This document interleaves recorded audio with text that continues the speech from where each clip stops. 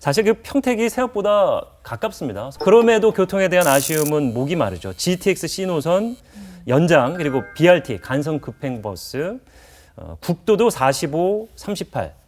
와 이것들을 다 확장하려면은 하실 일이 굉장히 많은데 이 부분 짧게 좀 정리를 해주십시오. 지금 평택이라는 도시가 아주 급격하게 양적인 성장을 예. 하고 있는 도시입니다. 네. 그러다 보니까 교통 수요가 상당히 많죠. 네. 근데 저는 이런 양적인 성장을 지속하기 위해서는 질적인 성장이 뒷받침돼야 된다고 생각을 하거든요. 근데 이 질적인 성장이라는 것이 개념 정의를 하려면 다양한 접근이 있을 수 있겠습니다만 그 중에 하나가 저는 시간이라고 생각을 합니다. 네. 얼마나 시간을 효율적으로 사용할 수 있고 길거리에서 교통체증으로 인해서 시간을 낭비하는 요소를 줄이느냐가 네. 저는 삶의 질을 높이는데 정주 여건을 높이는데 네. 아주 중요한 요소라고 생각을 해서 공감합니다. 격하게 공감하고 있습니다. 그래서 사회자께서 어려운 일이라고 말씀을 하셨지만 지금 일들이 다 진행되고 있고요. 네. 주변 지역에 있는 의원들과도 협업 시스템을 갖추면서 또 저희 지역의 기초자치단체하고도 평택시하고도 협조를 얻어서 잘 진행하고 있습니다. GTX C 노선에 대한 지역민들의 기대가 큰 거고. 예, 굉장히 큽니다. 예. 금정역은 어떻게 될 것 같습니까? 이제 금정역은 이제 GTX 신호선 시민들의 기대가 어느 도시보다도 아마 클 겁니다. 군포시 입장에서는 이제 군포의 관문이 되는 거죠. 예. 이제 GTX 시스템이라는 게 결국은 향후 30년 이런 이상 가는 시간을 이제 수도권 서울, 경기, 인천을 다 묶는 거점 교통망 체제가 될 텐데, 근데 이제 금정역의 물리적 조건이 굉장히 어렵습니다. 이게 이제 145선 환승역으로 되어 있습니다만은 일단 입지가 굉장히 비좁죠. 네.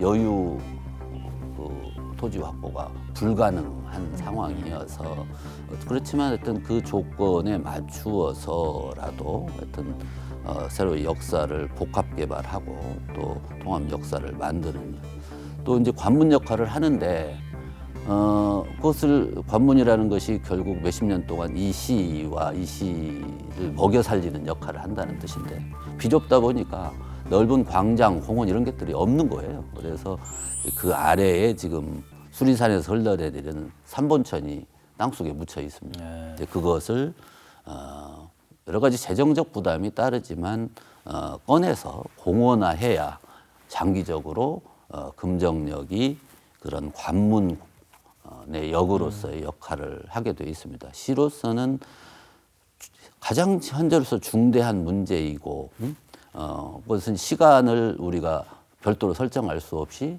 GTX 시대에 맞추어서 개통해야 될 사업입니다.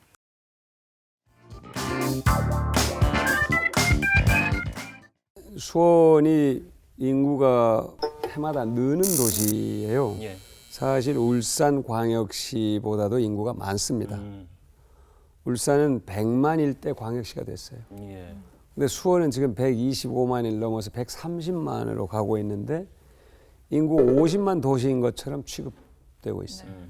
광교에 도청이 들어오고 또 법원이 들어오고 여러 기관들이 들어오면서 당초 설계했던 때보다도 당초 설계는 한 7만 8천 명 인구로 설계를 했는데 지금 거의 12만 명 예. 수준이 돼요. 그럼 40% 이상이 늘게 되는데 교통 문제가 매우 심각합니다. 서울시에 수소 차량 기지창이 있습니다. 네.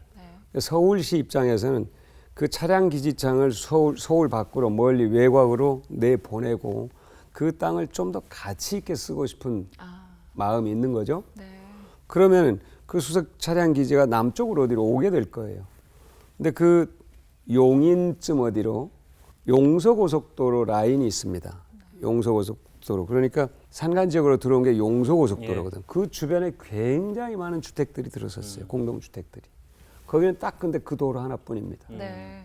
그러니까 그 구간을 어떻게 교통 문제를 해결할 것인가 하는 건 똑같이 아까 판교 부분은 이제 우리 김태년 의원님하고 김명관 의원님 성남 수서부터 내려오면 성남부터 거치니까요.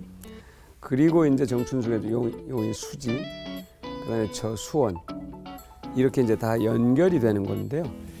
사실 그 연장에 대한 열망은 매우 높습니다. 높은데 어쨌든 경기도하고 해당 지역 기초단체장들과 그 MOU를 맺었고요. 협력하기로. 그리고 저희들도 공통 공약으로 제시를 했기 때문에 실현시키도록 노력을 하겠습니다. 그런데 단정적으로 그게 지금 언제까지 된다, 어느 노선으로 된다, 이건 아직 얘기하기가 좀 일러요. 네. 그 차량 기지 터가 어디가 되느냐에 따라서 상당히 많이 영향을 받기 때문에요. 예. 또 하나는 이제 영통 입구역의 문제인데요. 예. 영통 입구역은 사실 인덕원 동탄, 수원 분들은 신수원선이라고 얘기를 합니다. 인덕원, 안양 인덕원에서 동탄까지 연결하는 일반 철도인데, 복선 철도인데요. 영통 입구역에 사실은 교통 환경으로 봤을 때 여기 생기는 게 맞습니다. 네. 맞는데 지금 예비 타당성 조사를 하거나 그러면 그게 흡족하게 잘 나오지가 않아요. 그래서 제가 어쨌든 그 영통 입구 지역 주민들과 또 인근에 흥덕이잖아요. 예. 용인의 김민기 의원과 제가 협력을 해서 거기에 반드시 역을 유치를 하려고 예. 합니다. 역을 유치를 해서 지역 주민들의 교통 편의를 예. 극대화하려고 하죠. 거기 역이 생기면 여러 가지 이점도 있습니다. 나중에 이제 용인 경전철하고 연결하는 그런 구상도 네. 실현이 가능하고요. 예. 그러면 뭐 특히 그것이 이제 영통 입구를 거쳐서 광교까지 이렇게 연결이 되고 그러면 굉장히 아마 그 우리 시 내에서 교통 편의성이 획기적으로 증대될 수 있을 겁니다.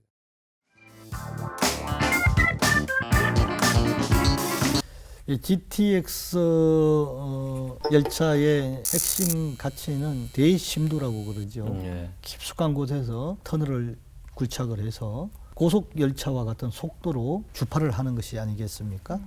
그래서 우리 파주 지역에서는 서울과 비교적 가까운 지역이기 때문에 서울로 출퇴근하시는 네. 직장인들이 많이 거주를 하십니다.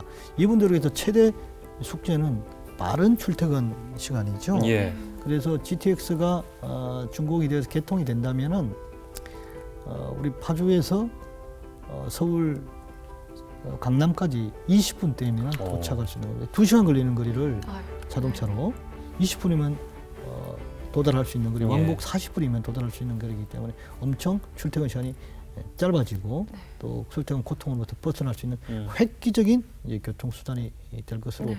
기대가 높습니다.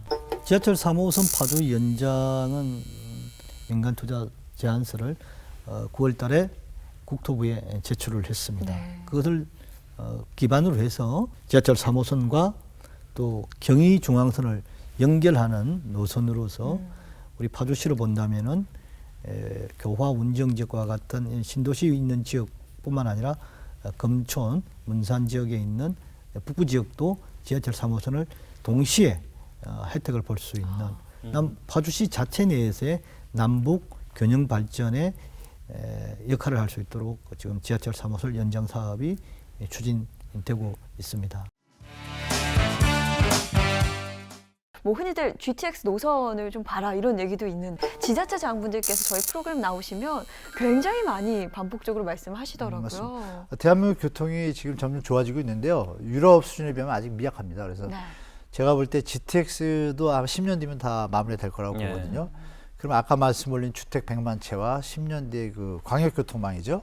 그 개선 계획을 합하시면 그림이 좀 보이실 거예요. 다만 문제는 서울에 소재한 명문 대학이나 대학들이 좀 많이 있잖아요. 이 부분들의 분산이 없이는 사실 조금 한계점은 있어요. 네. 직장도 마찬가지입니다. 다행히 이번에 3기 신도시는 자족도시예요. 기업체들 이전시키는데 박정희 대통령 시절을 한번 생각해 보시면 좋을 것 같습니다.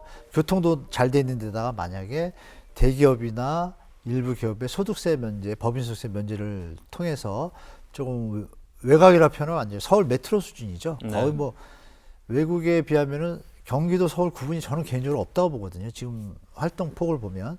제가 볼 땐 GTX하고 이런 광역교통망, BRT 이런 것들이 다 개선되고 나면 여러분들이 생각하시는 것보다 교통 어떤 시간 지연 이런 것들이 많이 개선되기 때문에 네. 주택 가격에 대한 거리에 따른 지대 가격의 어떤 차이가 많이 없어질 거라고 봐요. 저는 개인적으로. 결정적으로 주택이 100만 채가 나온다는 사실 제가 눈이 강조하는데요.